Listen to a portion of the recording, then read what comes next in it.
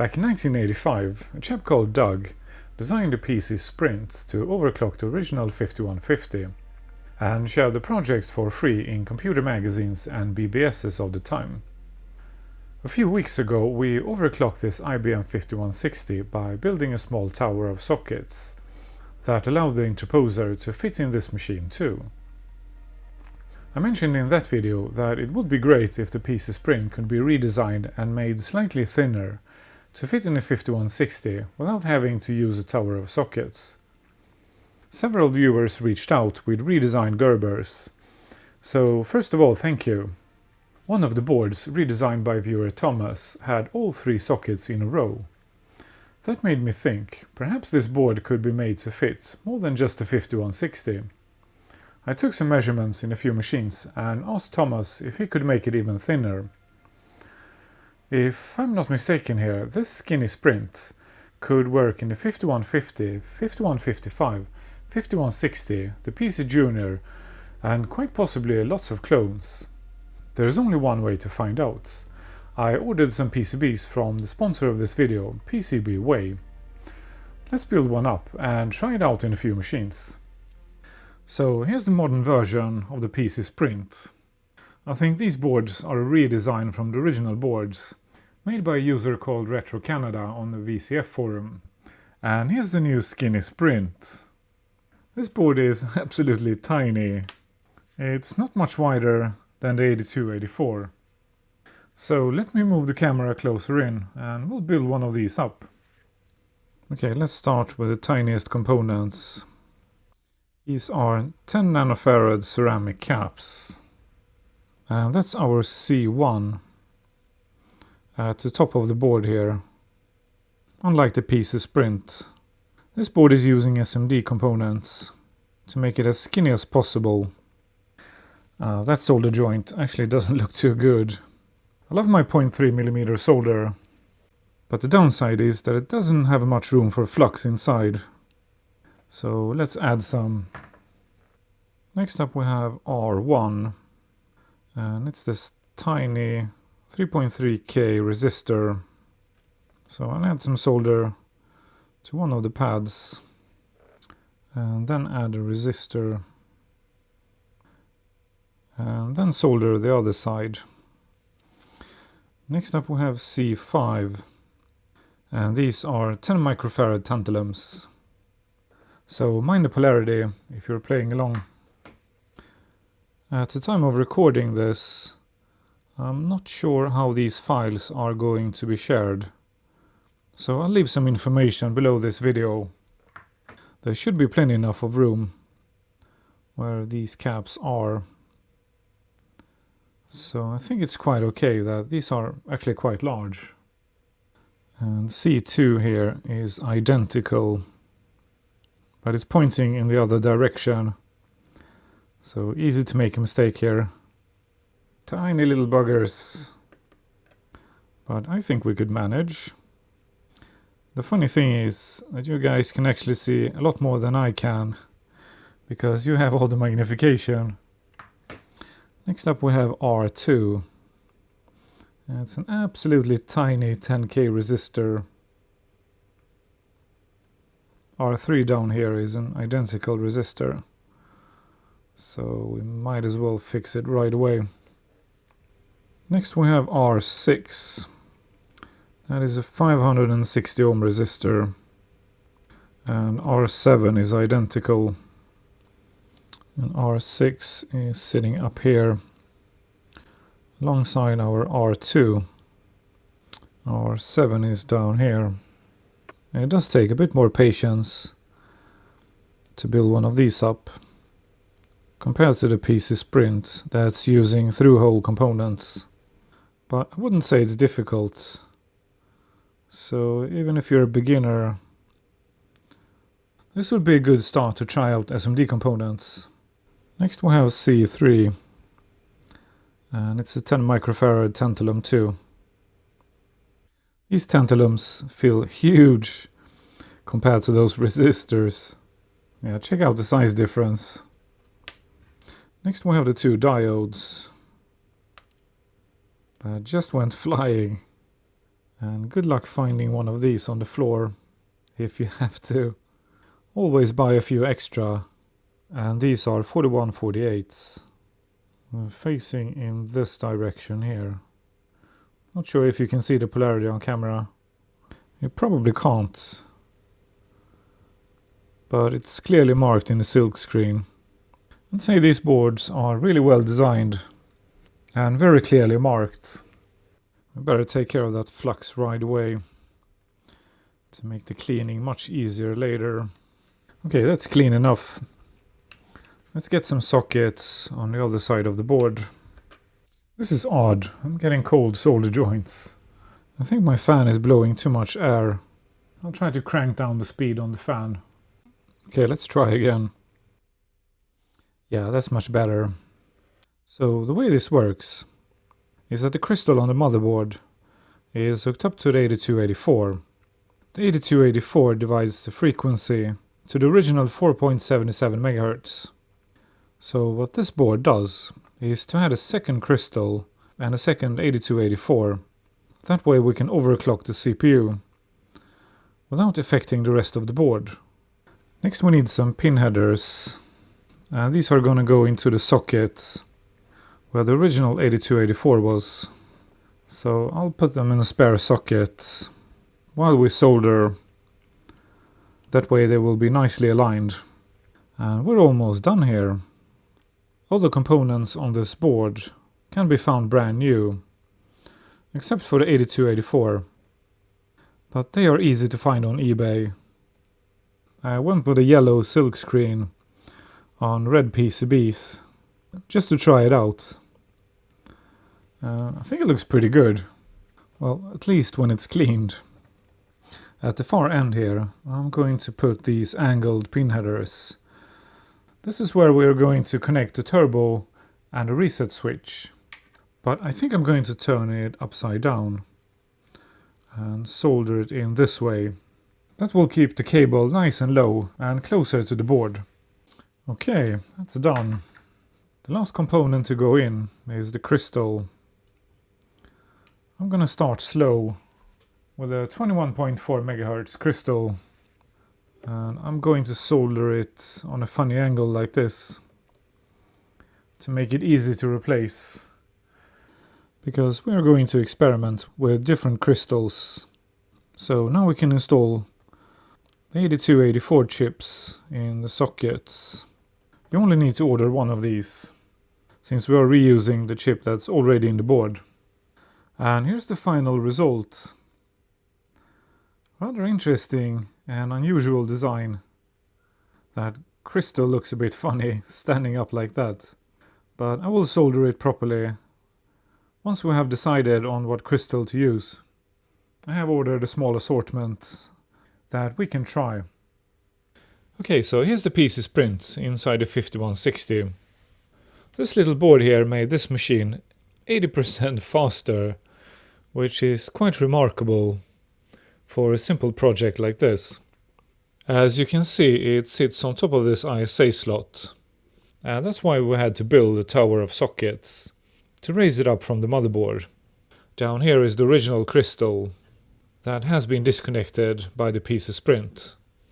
And instead it's using this crystal here to set the speed for the CPU. Over here are the wires that are connected to these two switches here. So here we can turn the turbo on and off and reset the machine. Another possible benefit of using the skinny sprint is that the PC sprint with all those sockets is quite flimsy. So let's get that thing out. And all those extra sockets. So here you can see how much I had to raise the board to clear that ISA slot. No wonder it's a bit flimsy. Down here you can see the socket for the original 8284. I have also replaced the original CPU for this V20, because the original 8088 can only handle 4.77 MHz. And aside from adding a few features, the V20 can also run at 10 MHz. So we've got plenty of margins. I think these pin headers are installed in the reverse direction. So I'm gonna put this pair on the other side and flip them around. I think this is the correct way to connect them. To make that cable, I just used a pre-made cable from eBay and then just tore 4 of these wires off, instead of making the cable from scratch. Okay, now let's see if this fits. I'm not getting much light down here, but hopefully you can see that the size of the skinny sprint is perfect. I think we have less than 1 millimeter of space between the skinny sprint and this ISA slot. And this board sits very firmly. So this is way better than the original PC Sprint. And also I think it looks really neat. Okay, moment of truth. Let's see if it works. I think I have the turbo switch turned off. Well, it beeps. And it's counting the RAM. So I think we're okay. Yes, it boots. Awesome. So let's run the benchmark.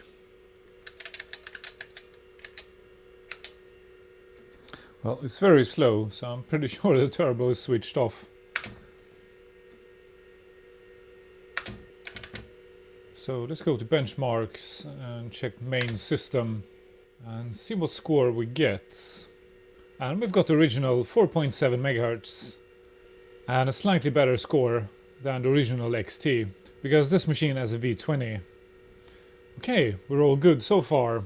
I think we can turn that turbo switch on without turning the machine off. Let's give that a try. Okay, nothing happened. So I think we're okay. So let's run the benchmark again. Yes, it works. Awesome. So we are now running at 7.16 MHz. And we have a 74% speed increase. And this is with a slow crystal. So the skinny sprint is working. I'll build another sprint off camera with a faster crystal. And we'll make a new test. Well, things got a bit interesting here. I pulled out the 5150 to try out the skinny sprint. But that machine doesn't have enough RAM to run even Checky 2.1. So I pulled out the PS1, but that machine didn't have a CPU installed. So I installed the DX4 ODPR100, not realizing that we have overclocked that motherboard to run at 40 MHz. And it took a while before I realized my mistake. So I checked, and sure enough, this machine ran at 120 MHz with a DX4 ODPR.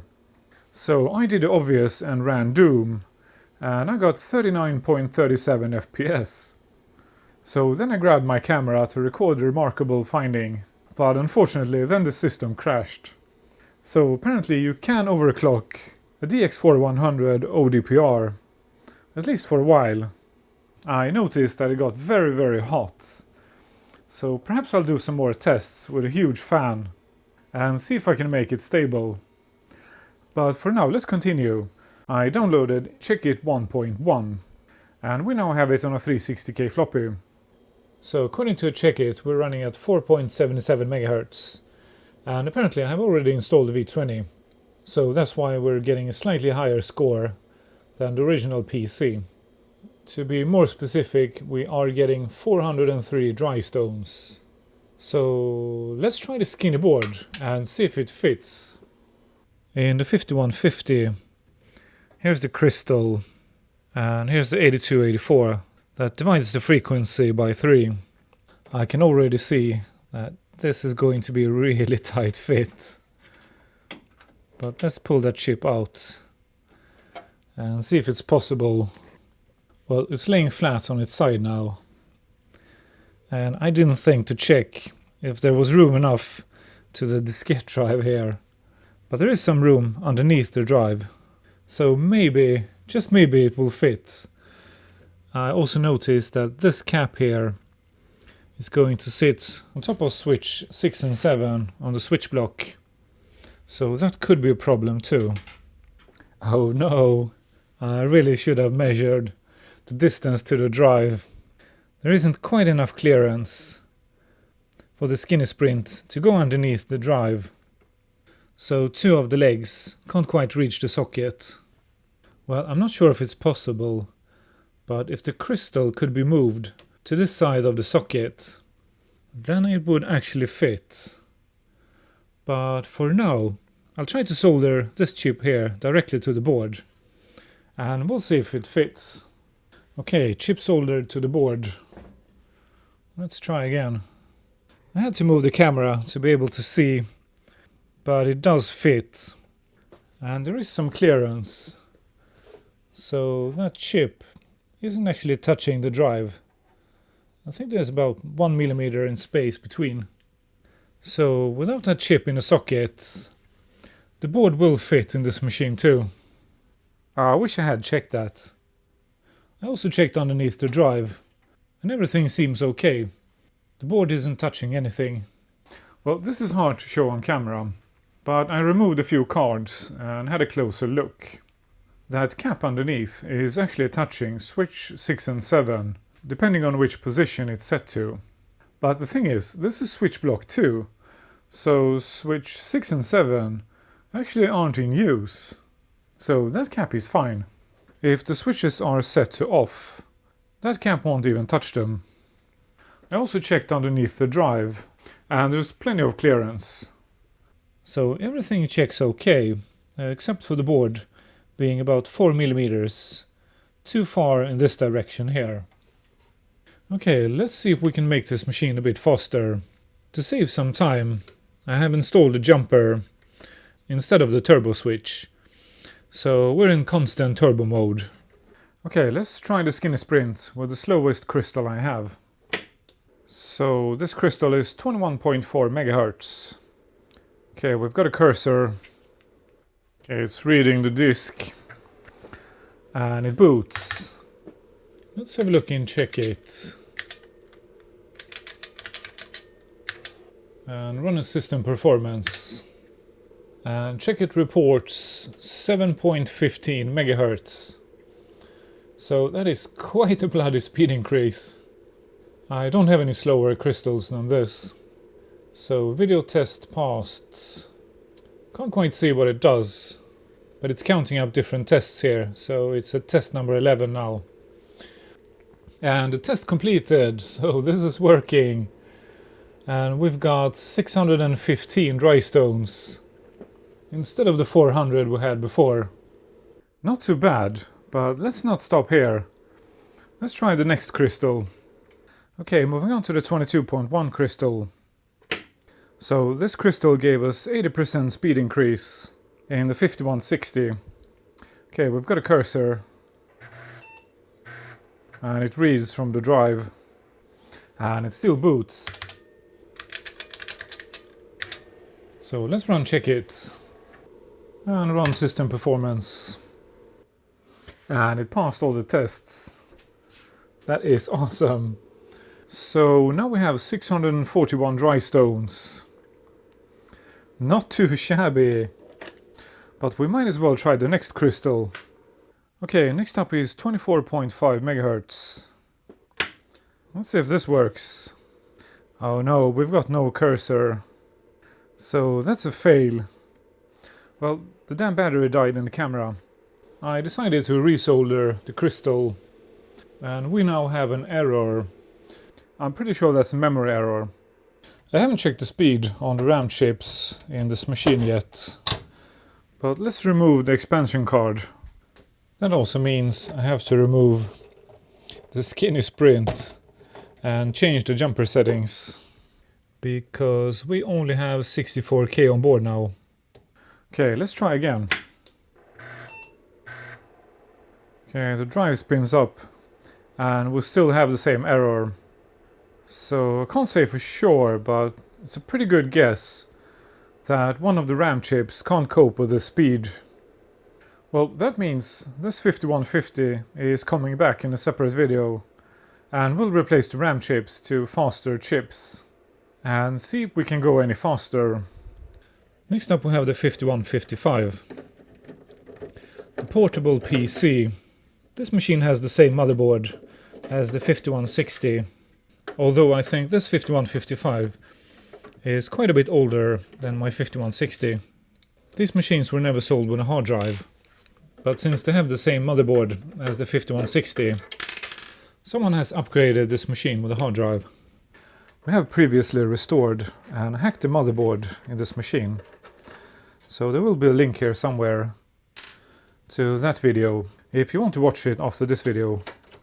This machine has a very low serial number, so this is a pretty early 5155.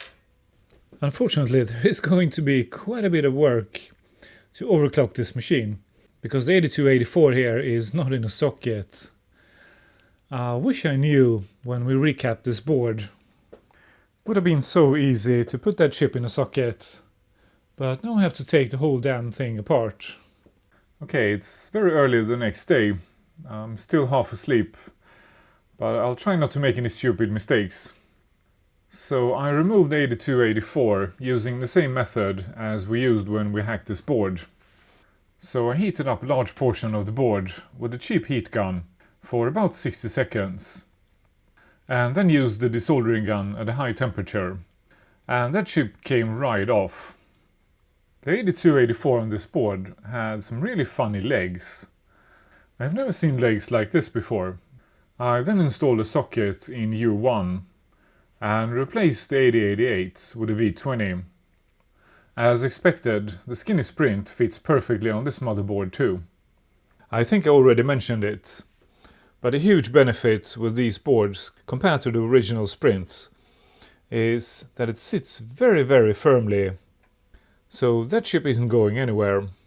And like the previous machines, there is space enough here to move the crystal from this position here, and allowing for these two chips to move a few millimeters in this direction. And that would make the skinny sprints fit in the 5150. We'll start with the slowest crystal again. Unfortunately, I think this 5155 is broken. When I flip the power switch, I can just hear a click, and then nothing happens. Well, it's not a bad cap on the motherboard, because that board is recapped, but perhaps one of the cards. Okay, drives are disconnected, and I pulled all the cards out. That also means we don't have any graphics. But let's see if that power supply turns on. And it does.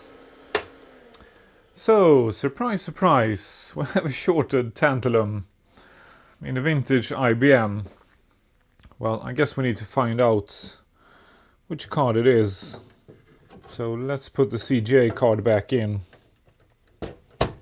and turn the machine on. Well, it turns on, but the graphics are messed up. So something is wrong here. The CGA card has the original tantalums. Let's try with some deoxit in the ISA slots and edge connector. Try again. What the heck is going on with the graphics? I guess I'll pull the skinny sprint and install an 8284 in that socket. Okay, said and done. No, still messed up graphics. Okay, I'll replace the V20 with the original CPU. Also added some deoxit in both sockets. Okay, now it boots. So really, do I have a bad V20?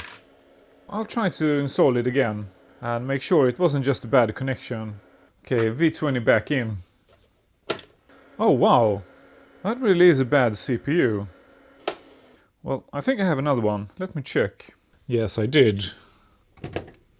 Okay, this one is okay. MFM controller and hard drive reconnected, and it still posts. Okay, floppy controller, floppy drive, keyboard and skinny sprint reconnected. Let's try again. Well, the post is taking its time since we have hacked the motherboard to take 640K. Hard drive is recognized and it boots from the floppy. Okay, great. So let's run check it. Well, we've got 640K, but we only have 360K drive, so I'm installing Checkit 2.1.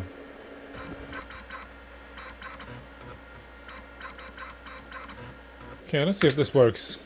I think this should work, and it does. Or not. It tried to start, but it crashed. I think 2.1 should work on an XT with 640K. Well, apparently not, and I don't know why. Checkit 1.10 is absolutely tiny, so it fits on one 360K floppy. Well, it sort of works, but the graphics are completely messed up. So what the heck is going on here? The CRT in these machines is actually CGA graphics, and not MDA as one would think. I guess we should try with a game or something to see if the incompatibility is with the software, or if I have some settings incorrectly set. Well, I have the graphics set to 40 columns, so that might be the problem. Let's try Tetris. No, Tetris is running just fine. So apparently Checkit 1.1 is incompatible with the graphics on the 5155. Okay, I checked with -0 degrees, and they actually don't list the 5155 to work with Checkit. So that wasn't conclusive, but it probably just don't work. Since this machine is very early, it probably has the early BIOS too. That means we can't install a double density 3.5-inch drive without updating the BIOS. I don't really think I need a newer BIOS in this machine. So instead, let's try with an external CGA display. Looks a bit funny in 40 column mode on the CGA display, but it's a pretty good choice for the 5155. Let's try with 2.1 first. No, it still crashes. So let's try Checkit 1.10. Okay, it doesn't crash. We've got some graphics that actually make sense. So let's do system performance tests. I really wish the camera was better at recording CRT displays, because this display is excellent. Okay, it passed the test. So we've got the V20, 7.15 MHz, and 615 dry stones. As expected, those numbers are identical to the XT. So let's try faster crystal. Okay, moving on to 22.11. That is the fastest the 5150 would go. Well, it seems to be working. At least it's running the tests. And it's reporting 7.37 MHz. And again, we're getting the same values as in the XT. This is just an earlier version of the same motherboard. And apparently equally fast. Okay, moving on to the 24.5 MHz crystal. This is the crystal that gave us an error in the 5150. Let's see what it does in the 5155. Oh no, we've got nothing on the screen. The graphics card can't handle higher speed. We've got nothing on this screen here. Just some random flickering on the 5155. Okay, crap. So that's the limit for this machine too. Time for the weird and wonderful PCjr. Let's start with a quick test. This machine hasn't been turned on for quite a while. Well, we're getting nothing on the screen. I better check. Well, the drive is disconnected. But I find it really odd that would give us a black screen.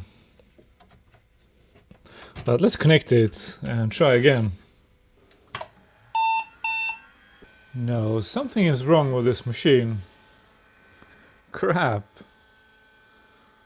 Well, I better start digging and see if I can find the problem. Well, I did a quick Google, and 2 beeps and a black screen.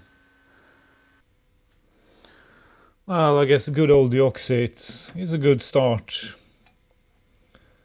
So I'll make sure all the connectors are clean. And then I'll connect and disconnect them a few times. I just noticed one of the tabs in the chassis is actually broken off. So the motherboard is a bit loose in this machine. I got this machine from Computer Reset and it has been working up until now. So I haven't restored it yet. We had some issues with the display, but that is fixed now. Okay, now it boots.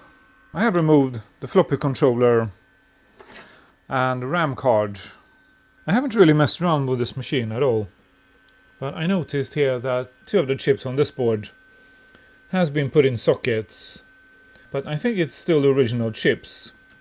So someone has been troubleshooting this card here.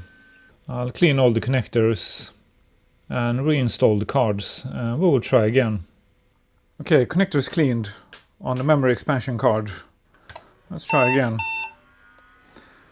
No, same issue. So apparently I have a bad RAM expansion card. Well, this is not a PCjr repair video, so we'll just put it aside. Floppy controller and floppy drive reattached. We now only have 64K. That is not much. What the heck? Well, that's not the only problem we have. What's going on here? Let's try to reboot. Oh, I wonder if 64K is enough to run DOS 330. Well, if it's not, that's a really funny way of showing it. I'll grab an older version of DOS and we'll try again. Okay, let's try PC-DOS 2 and boot. Okay, so that was the problem, but that was a really funny way of showing it on the screen. Okay, we have a working machine, but the question is, will it run Check It with just 64K? Program too big to fit in memory. Well, I can't blame it. 64K is nothing. Okay, so bummer. I guess we'll have to try to repair that expansion card. Well, maybe we don't, because I also picked up this at Computer Reset. 128 KB sidecar, untested, probably not working. Let's give this a try. Oh, here's my keyboard cable. I was wondering where it was. But I'm actually quite happy using the keyboard wirelessly. So one quirky thing about the PCjr is that it was very early to have a wireless keyboard. And so far, I think it works quite well. So the question is whether this expansion card works. This PCjr badly needs a wash, but that will have to be for another video. So another quirky thing about the PCjr is that instead of having ISA slots, it has these slots here. Then you just plug them in on the side here, like so. You can stack these, and that makes the PCjr look really cool. So let's tighten these screws. They had tons of these machines at Computer Reset, but I arrived late, so I got the last one. So that's why the lid is signed by the Computer Reset team, and a couple of other guys here you may recognize. Okay, fingers crossed. Ah no, black screen. We didn't even get any angry beeps. And it doesn't try to read from the floppy.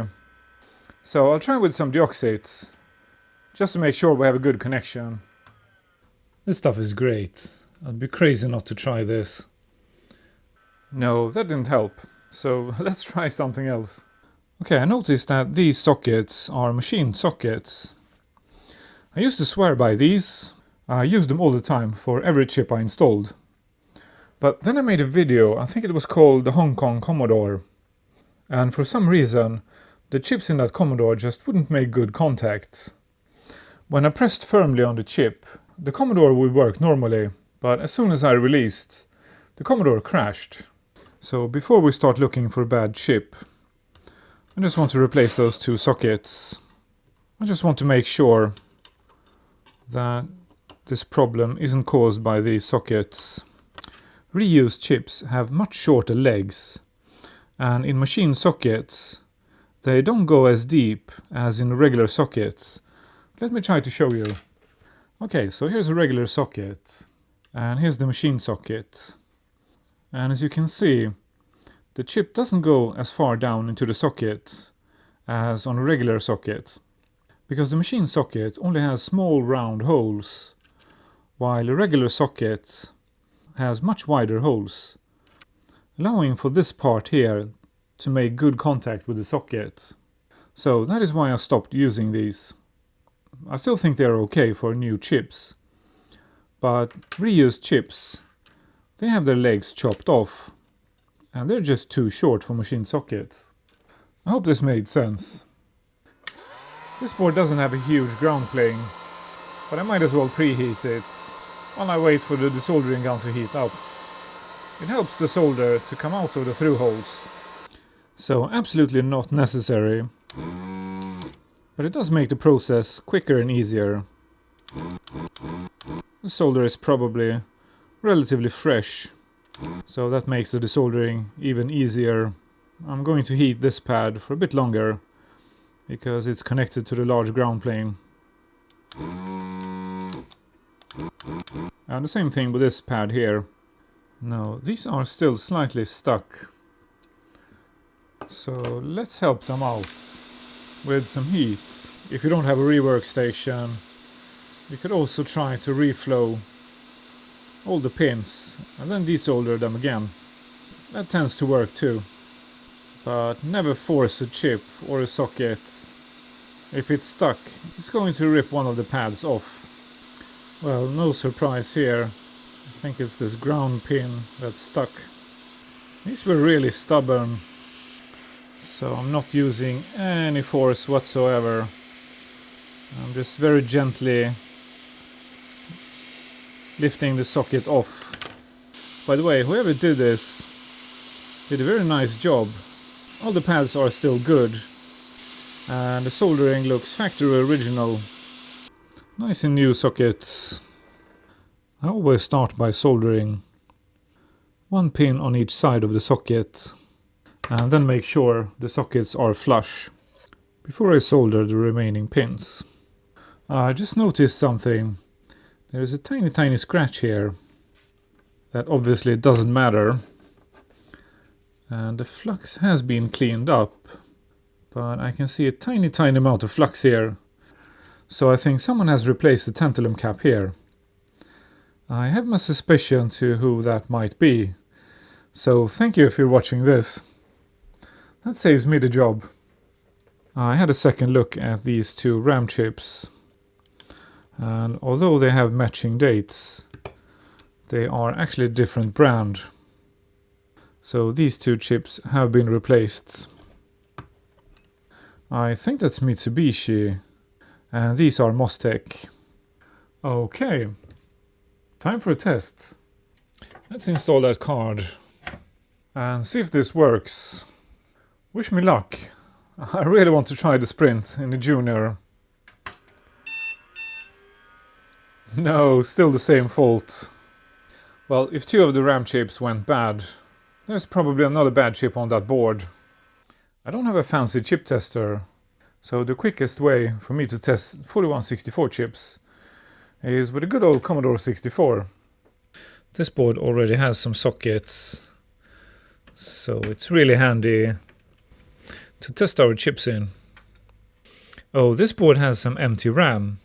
No wonder it has a few sockets and replaced RAM chips. I hope they last long enough for this test. I'll run the dead test cartridge while I remove two more chips from the PCjr. Well, wouldn't you know, we've got a bad RAM chip. Guess which one it was? Well, you know Murphy. It was the last chip I pulled. I think this video is getting very long, so I will install the sockets off camera. 3 of these have failed. I'll probably have to replace more of these in the future. Okay, let's install that RAM card and hope for the best. And we've got 128K. Awesome. So if you have a PC Junior with a black screen making 2 angry beeps, you know what to do. Yeah. The keyboard has to be pointing towards the front of the machine since it's wireless. Okay, so then I wonder if we can run DOS 330. Now that we have 128K, mostly out of curiosity, because I don't think we need it to run check it. And it works. So I have to say that was a rather funny way of showing we didn't have enough RAM. Very colorful. Well, we can't run checkit 2.1 because it requires 330K of RAM. So let's go with checkit 1.10. Oh no, 128K is not enough to run checkit 1.10 either. Oh man, this machine is so limited. We're just gonna have to skip the benchmarks on this machine. Inside the machine, here's our 8284. And unfortunately, it's not in a socket. So that sucks. Let's get that motherboard out. But I think this is pretty easy. But unfortunately, this tab here is broken off. I'll try to glue it back on. I think there's also a missing tab here. And then we've got 4 screws at the back. I guess these are holding the motherboard in place. As you can tell, I have never had this board out. I guess this video is also sort of part 2 of the PC Junior series. Okay, it's stuck in something more. I can't quite see what it is. What am I missing here? See, it's stuck under these tabs. I think we need to pull it this way first. Maybe we need to lift this side of the board and then push it this way. Yep, that released it. Okay, motherboard out. The legs on this chip have been cut off very short, so I can't quite see if they are bent or not. I'm also going to add some fresh solder to mix with the old solder before I remove this chip. I don't know if it's needed, but if this board is anything like the board in the XT and the PC, it definitely needs to heat up. Okay, let's see if that solder comes out easily. I try not to push too hard with the desoldering gun, because that tends to leave some really ugly marks, and it's not really needed. So the desoldering gun is almost floating on top of the board. And I lowered the temperature slightly, because I got a small black mark on that RAM card when I removed that first socket. Okay, let's have a look and see if that chip is loose. No, it's not. And I'm definitely not prying at this point. I'm just feeling if the chip is loose or not. Well, we're gonna have to add some heat. But I'm a bit worried about this component here. I think it's an adjustable capacitor, and probably for the graphics. So I'm going to be very gentle and not blow any hot air on this side of the chip here. Let's see how that goes. I think it's coming out.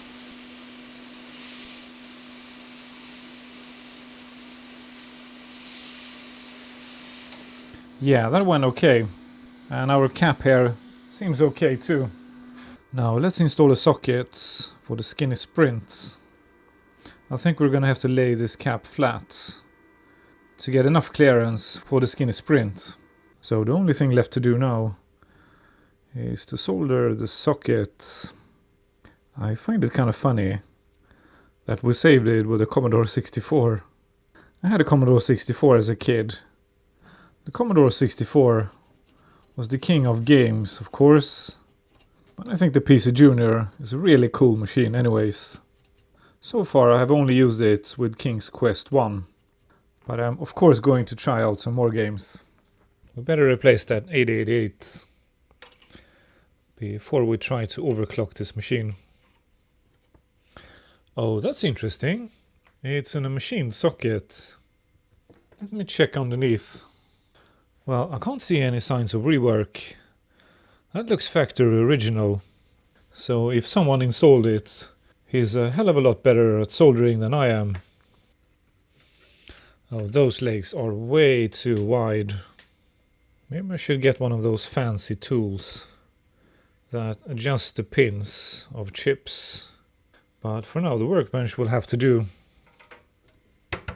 Same procedure. 21.4 megahertz. The skinny sprint fits, but we'll have to double check with the drive because it sits very close to the skinny sprint. I guess we'll find out right away. Yeah, sure. No problems. There's plenty of space between the skinny sprint and the drive. Okay, let's see if this works.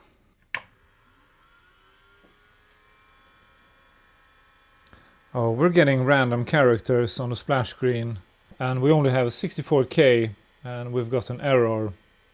Crap. I guess we could try without the expansion card. Okay, now the random characters are gone and it reads the disk and it boots. Awesome. So it works, but not with the expansion card. So I wonder if these RAM chips are too slow, or maybe one more has gone bad. Let's find out. Okay, skinny sprint removed. Let's install the expansion card and see what we get. Oh no, it works. So that means something on that expansion card doesn't like overclocking. Well, I don't know if I have any faster RAM chips, but I guess I could check. Okay, I checked and the RAM chip I installed was a bit slower than the rest of the chips. So that might be our problem. I didn't have any spare chips, but we can borrow one from the expansion card in the 5150. And maybe, just maybe, that will solve the problem. Okay, PC sprint reinstalled on the board. Fingers crossed. There is some flickering on the screen, but we got 128K of RAM and it works. So I'm not sure if this was conclusive because there was some flickering on the screen. Let's see if we can find out how big of an issue that is. Oh crap, we can't run BASIC on this machine without the cartridge. I don't have a cartridge. Well, I think I have King's Quest on a floppy. I'll try to find it. I did.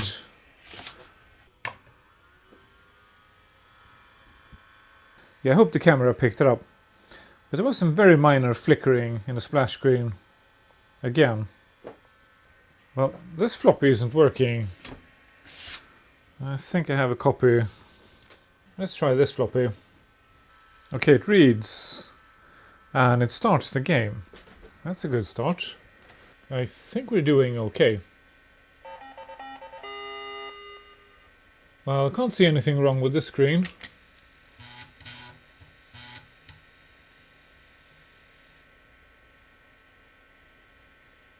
Yeah, I think this is okay, so... Well, maybe that problem only affects the splash screen. Well, everything looks alright. I guess I'll walk around here for a bit and see if it keeps working normally. Yeah, everything normal in the castle too. Well, I guess we could try a faster crystal and see what happens. Yeah, why not? Okay, 22.1 megahertz crystal. Let's see if this works. Yeah, we still have those weird artifacts in the splash screen. And it boots the game quite a bit quicker than with the original Crystal. Yeah, if you have a PCjr nearby, you could compare to how quickly it renders the graphics. Hey, this is working! So I can't say for sure without any benchmarks. But we're running at roughly 7 point something megahertz. Yeah, this is totally working. Yeah, from what I can tell, this is nice and stable and working perfectly normally. No issues whatsoever. Well, let's push our luck and try an even faster Crystal. Okay, running the 24.5 megahertz Crystal. Let's see what it does. Well, I didn't see that flickering on the splash screen. What? Oh, you're serious? Hey, this Crystal wouldn't work in the other two machines. So is PCjr faster? Let me double check that Crystal. Yeah, 24.5 megahertz. What the heck? I did not expect this. Oh, I wish we had the benchmarks. But at least we can see how quickly it renders the graphics. Yeah, that renders pretty quick. And it seems to be stable. Yeah, check out Graham. He's pretty quick. He's in a hurry. He's flying across the screen at roughly 8.2 megahertz. He's in a hurry. Well, at least sideways. And he's slowing down as soon as something enters the screen. And as soon as it disappears, he starts running again. Well, we're obviously going to try an even faster Crystal, aren't we? Okay, let's go silly. 27 megahertz Crystal. Oh no, we've got an error. I guess that's the limit. But we've got to 128K. No, that doesn't work. Well, let's remove the expansion card. No, that didn't help. So I guess that's the limit. 24.5 megahertz Crystal. But yeah, that beats the 5150 and the 5155. Before we move on to the 5160, let's check the clearance when the board is installed in the case. Yeah, inside this case too, there is plenty of room here for the Crystal to move. So that would work in all four machines. Okay, we're back at the 5160. And here's where we left off. We are now running at 7.16 megahertz. And the system is about 74% faster than it was without the sprint. I'll swap to the next Crystal and we'll try again. Okay, this is the 22.1 megahertz Crystal. This is the fastest Crystal that the 5150 and 5155 could take. It seems to be working on this machine too. So no surprise, but let's run the benchmarks. Okay, we are now at 7.37 megahertz. And it checked okay. So it's now 80% faster than it originally was. But the PCjr can do faster. Okay, 24.5 megahertz Crystal. Let's see if the 5160 is as quick as the PCjr.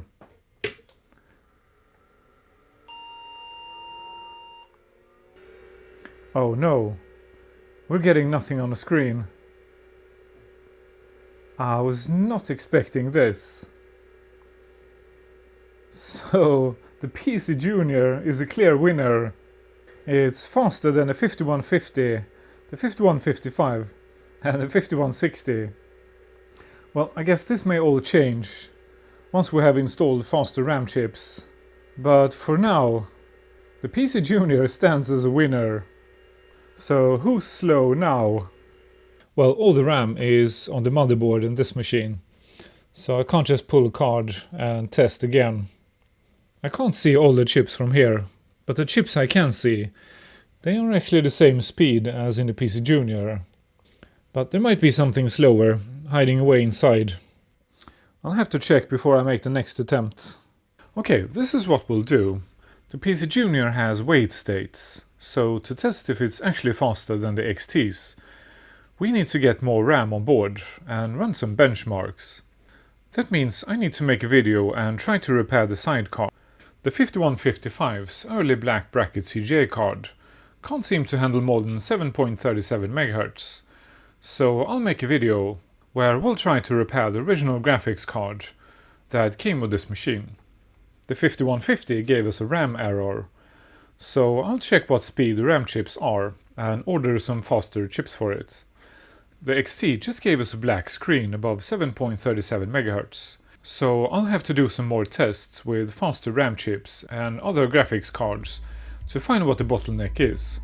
If you want to join me in the next video, hit the bell icon below and set it to all. And now is a good time to watch the video where we restore and hack the motherboard of the 5155. I would like to end this video by saying thank you to my patrons. You guys are great, thank you for your support. If you want to help out, consider becoming a patron, you can find the link in the description. A special thanks to Thomas for redesigning the sprint, and PCB for supplying the boards we use today.